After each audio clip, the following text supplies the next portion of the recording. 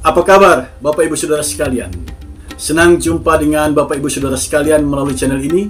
Saya doakan kita semua berada dalam keadaan tubuh yang sehat dan diberkati oleh Tuhan. Saudara sekalian, kali ini kita akan menjawab pertanyaan MTPJ Gemim tanggal 17 sampai tanggal 23 Maret tahun 2024. Ada sebuah ungkapan bijak yang bunyinya begini: kedamaian akan datang apabila hati dijauhkan dari prasangka buruk. Dunia kita ini penuh dengan prasangka buruk. Dalam kisah Yesus, prasangka buruk dari para pemimpin agama memaksa mereka untuk menangkap Yesus. Jadi penangkapan terhadap Yesus itu sesungguhnya berawal dari adanya prasangka buruk dari imam-imam kepala dan ahli-ahli Taurat, dan prasangka buruk itu kemudian mendorong mereka Yesus harus ditangkap.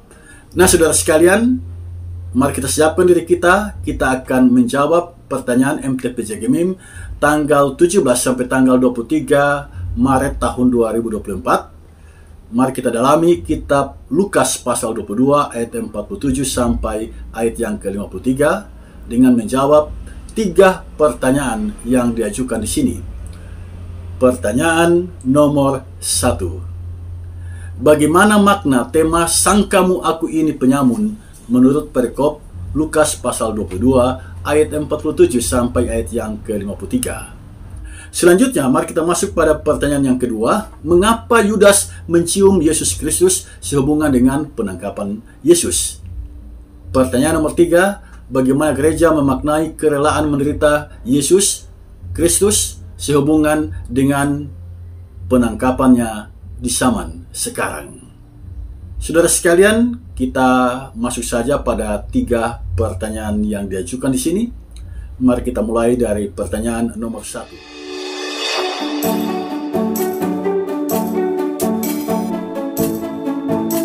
Bagaimana makna tema "Sangkamu aku ini penyamun" menurut perikop Lukas pasal 22 ayat 47 sampai ayat yang ke-53? Saudara sekalian, apakah Anda sudah siap?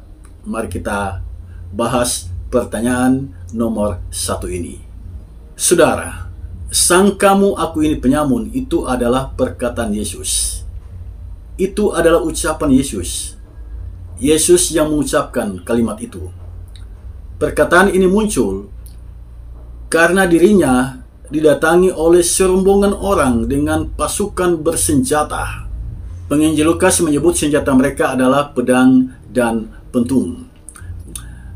Ini memberi kesan bahwa Yesus ini seolah-olah adalah penjahat kelas berat, sehingga mereka harus datang tidak dengan tangan kosong.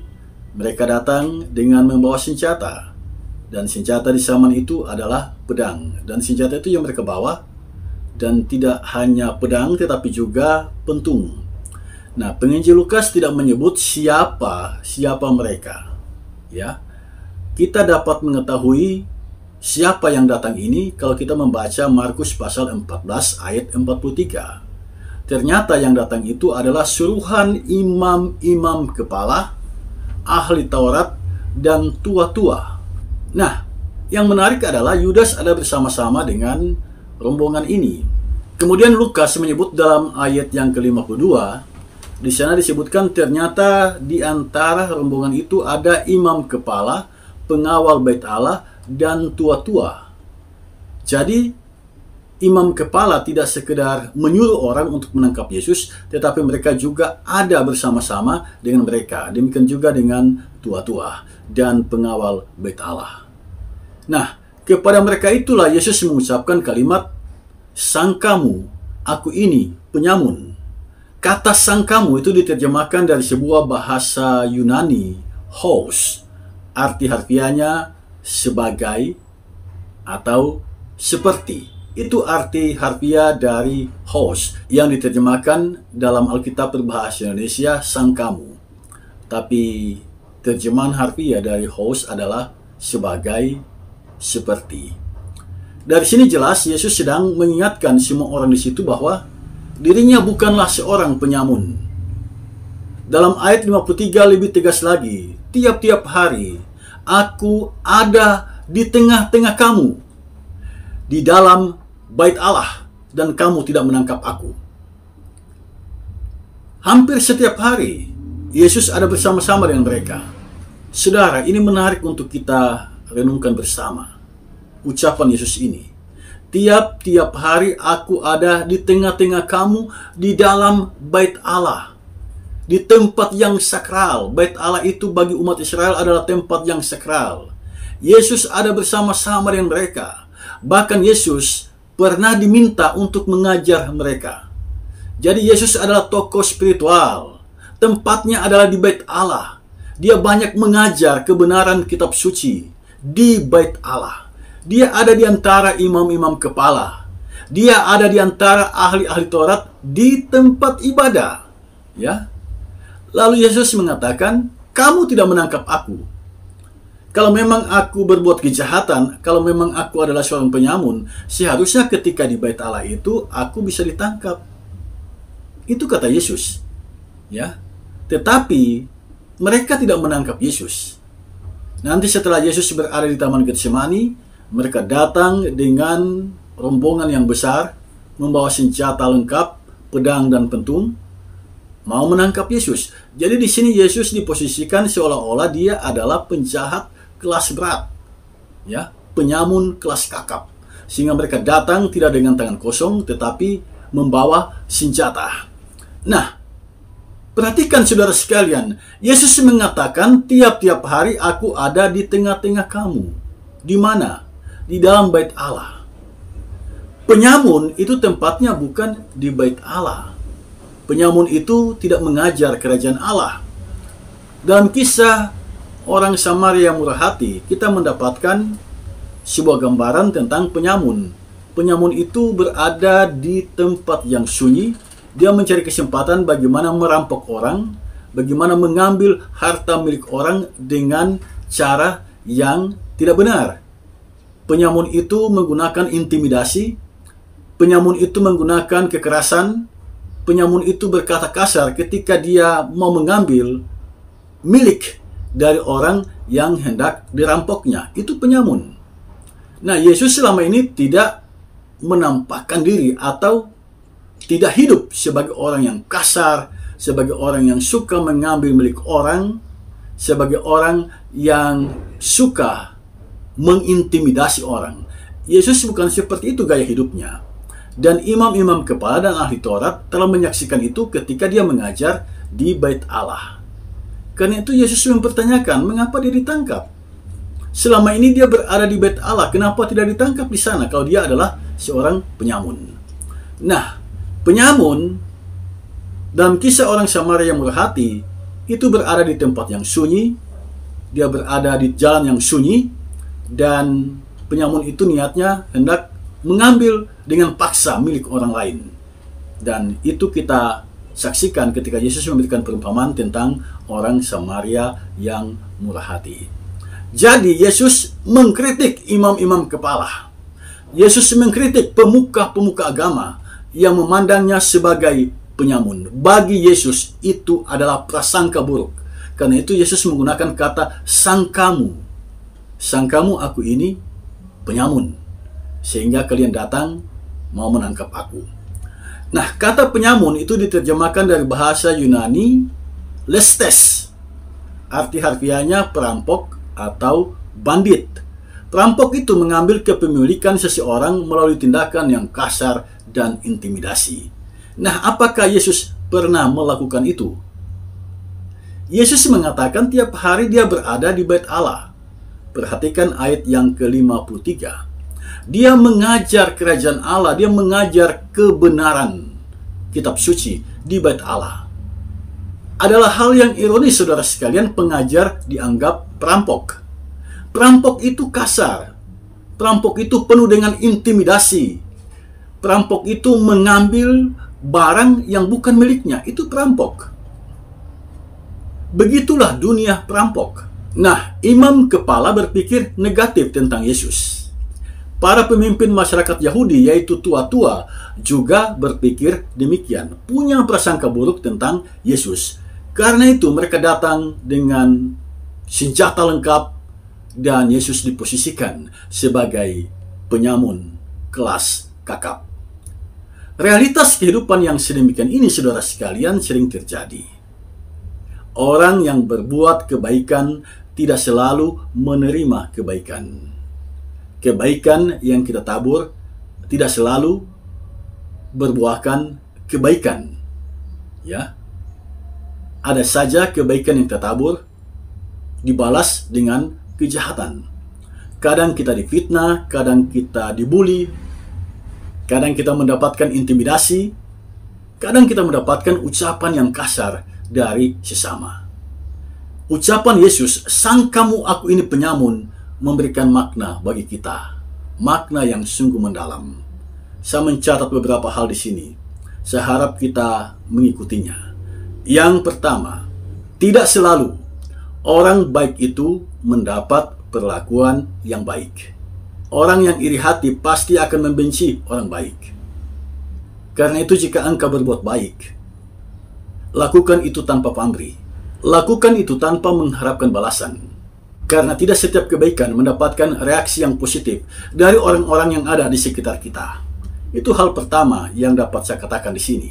Yang kedua, ketika seseorang sudah membenci kita, di mata mereka kita ini pasti jahat. Karena itu siapkan mental saudara sekalian menghadapi kenyataan yang seperti ini. Kita harus antisipatif. Kita sudah harus melatih mental kita. Karena bagi orang yang membenci kita, apapun yang kita buat, baginya tidak baik. Yang ketiga, mari kita melatih prasangka baik terhadap sesama dan bukan prasangka buruk. Kembangkan dan latihlah prasangka baik terhadap sesama. Prasangka baik itu melahirkan perilaku yang baik. Sedangkan prasangka yang buruk melahirkan perilaku yang buruk. Demikianlah Bapak Ibu Saudara sekalian jawaban yang boleh saya share melalui kesempatan ini untuk pertanyaan nomor 1. Dan sekarang mari kita masuk pada pertanyaan nomor 2. Mengapa Yudas mencium Yesus Kristus sehubungan dengan penangkapan Yesus? Saudara sekalian, ini adalah pertanyaan yang menarik sekali. Mengapa Yudas mencium Yesus Kristus sehubungan dengan penangkapan Yesus? Saudara, ciuman bagi seorang sahabat itu adalah tanda kasih. Dan di saat Yesus menjalani kehidupan di dunia ini, budaya Israel seperti itu. Ketika berjumpa orang yang sangat dikasihi, yang sangat dihormati, biasanya mereka berciuman.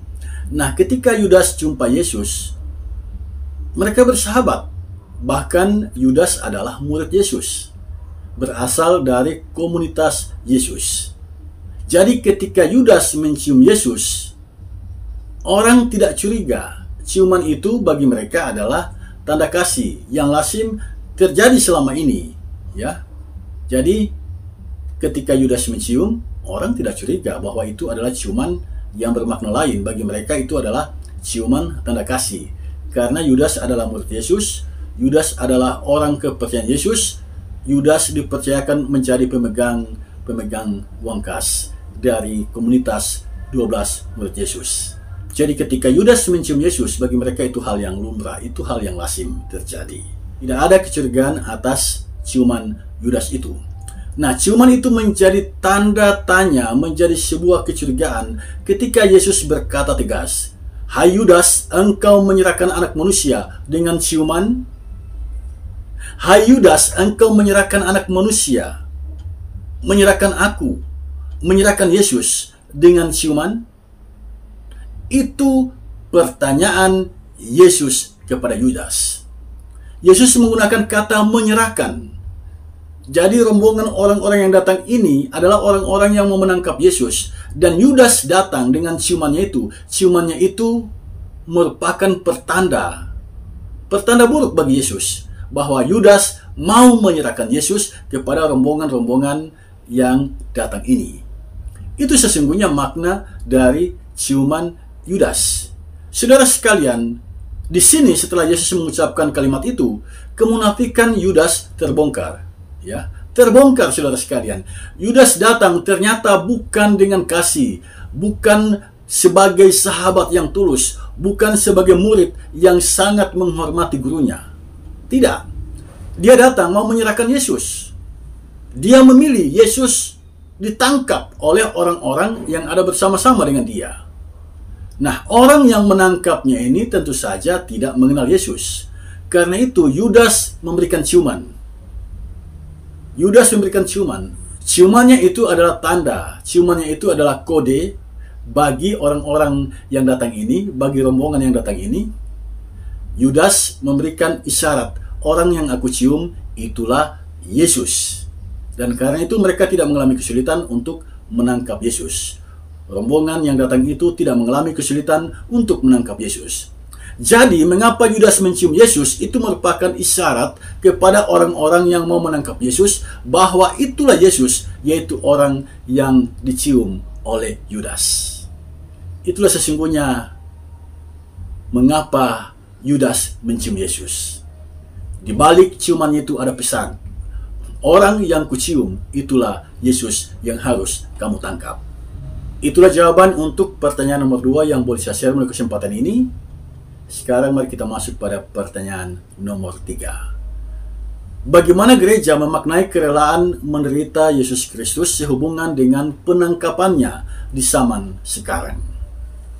Untuk pertanyaan nomor 3 ini sudah lebih aplikatif. Jadi kita berefleksi dari kisah penangkapan Yesus, lalu kita memaknai kisah itu dalam realitas kehidupan kita sebagai gereja. Sekali lagi saya baca pertanyaan ini, bagaimana gereja memaknai kerelaan menderita Yesus Kristus sehubungan dengan penangkapannya di zaman sekarang? Saudara, Yesus Kristus menderita bukan tanpa tujuan. Yesus menjalani jalan sengsara atau via dolorosa demi untuk satu tujuan yang mulia, menyelamatkan manusia dari dosa-dosa mereka. Upah dosa adalah maut. Maut itu bisa ditebus dengan darah yang suci. Dalam perjanjian lama, darah anak domba yang tidak bercacat itu digunakan untuk penyucian dosa. Tetapi penyucian dosa itu hanya sebatas umat Israel, tidak berlaku bagi bangsa-bangsa lain. Jadi praktek penyucian dosa ini terbatas adanya hanya bagi umat Israel. Nah, Yohanes Pembaptis menubuatkan tentang Yesus dalam kitab Injil Yohanes pasal 1 ayat 29. Yohanes Pembaptis mengucapkan kalimat ini, "Lihatlah anak domba Allah yang menghapus dosa dunia." Jadi anak domba korban penebus dosa yang disebut dalam perjanjian lama adalah gambaran tentang Yesus Kristus. Berbeda dengan darah anak domba hanya bagi orang Israel.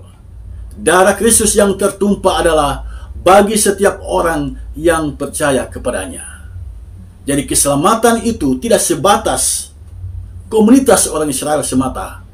Keselamatan itu diberikan kepada setiap orang yang percaya kepadanya. Demi kasihnya kepada manusia, Yesus Kristus menderita, bahkan mati. Ini merupakan pengorbanan yang sangat mahal nilainya. Nah, apa makna kerelaan Yesus menderita bagi kita?